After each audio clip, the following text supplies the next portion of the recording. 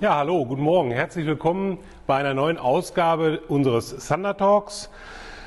Wir haben euch ja bei einem der letzten Ausgaben schon versprochen, dass wir eine FXDR aufbauen in unserem GT-Style, aber eine Upgrade-Version davon mit ein paar anderen Komponenten. Und hier sehen wir jetzt das fertige Custom Bike. Bei dem Motorrad haben wir den Aufbau begleitet und ein paar Details davon aufgenommen und das zeigen wir euch jetzt mal.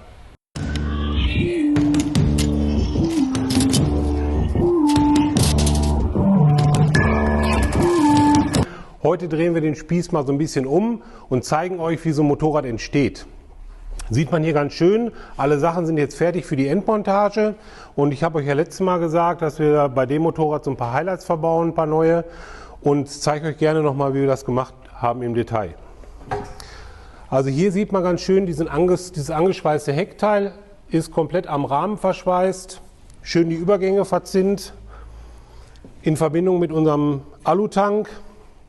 Hat man natürlich eine super sportliche Optik. Der angeschweißte Bugspoiler, auch das ist jetzt wieder ein bisschen aufwendiger als bei den anderen Fahrzeugen, ist am Rahmen komplett verschweißt. Auch hier sind die Übergänge verzinnt worden und verarbeitet worden. Und hier sieht man auch ganz schön Frontfender, die ganze Gabel, Gabelbrücken, Gabelstöcke, Teile von der Fußrastenanlage. Aber eins der Highlights bei diesem Motorrad ist natürlich die Einarmschwinge.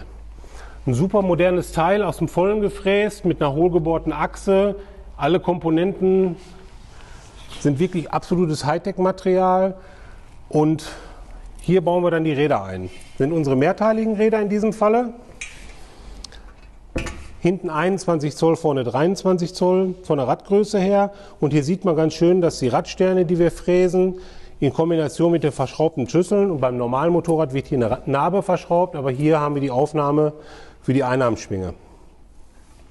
Ja, jetzt geht der Mechaniker hin und komplettiert das Motorrad. Baut die ganzen Fahrwerkskomponenten ein, den Motor ein, die Gabel ein, Räder, sodass ein komplettes Bike entsteht. Ja, zum Schluss sieht man hier nochmal den Motor. Alle Deckel sind schwarz beschichtet worden. Hat noch ein Upgrade bekommen, ist eine andere Nockenwelle reingekommen von Harley-Davidson. In Verbindung mit unserem Luftfilter und der Jackland Hyde Auspuffanlage haben wir da auch eine richtig ordentliche Performance- und Leistungsentfaltung.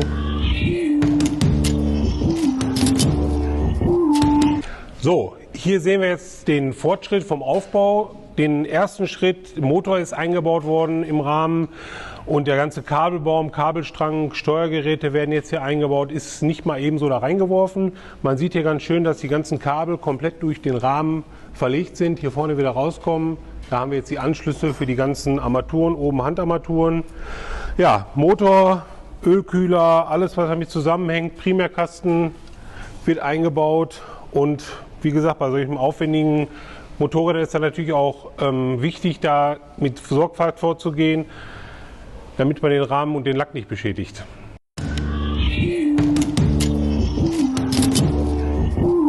Antriebseinheit ist jetzt komplett eingebaut bei dem Motorrad. Motor, Getriebe, Primärkasten komplett mit dem ganzen Kabelstrang und jetzt folgt die Montage des Fahrwerks.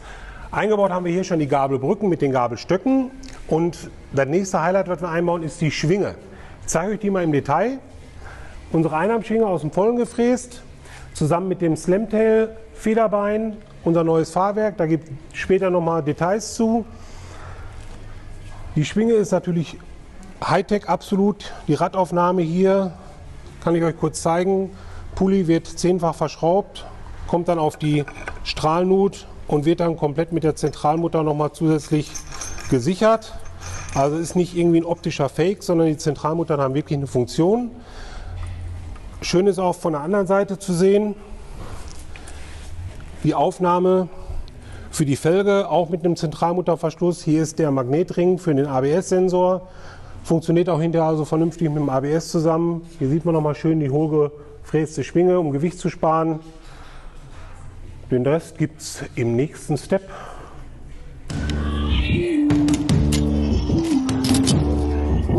So, ist einiges passiert an dem Motorrad. Die Fahrwerkskomponenten sind eingebaut, die Schwinge habe ich euch letztes Mal gezeigt.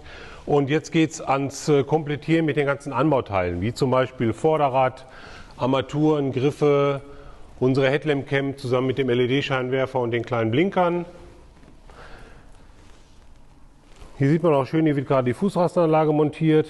Neuer Handbremszylinder, alles schön aus Aluminium aus dem Vollen gefräst. Und weiter hinten geht es jetzt hier voran mit dem Federbein, Schwinge, Rad kommt rein. So langsam wird es ein richtiges Motorrad.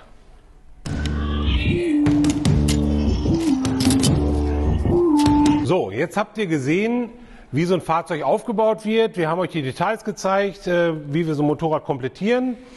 Und ich erkläre euch jetzt das fertige Motorrad mal. Fangen wir vorne an. Vorne 23 Zoll Rad verbauen wir relativ häufig bei den Motorrädern. In Verbindung mit unseren großen 340 mm Bremsscheiben haben wir eine ordentliche Bremsperformance. Bei dem Motorrad haben wir unsere neu entwickelte Gabelbrücke verbaut. In der Verbindung mit dem großen Vorderrad haben wir genügend Federweg. Wir können die originale Upside-Down-Gabel der FXDR behalten. Das ist eine super funktionierende, ordentliche Gabel.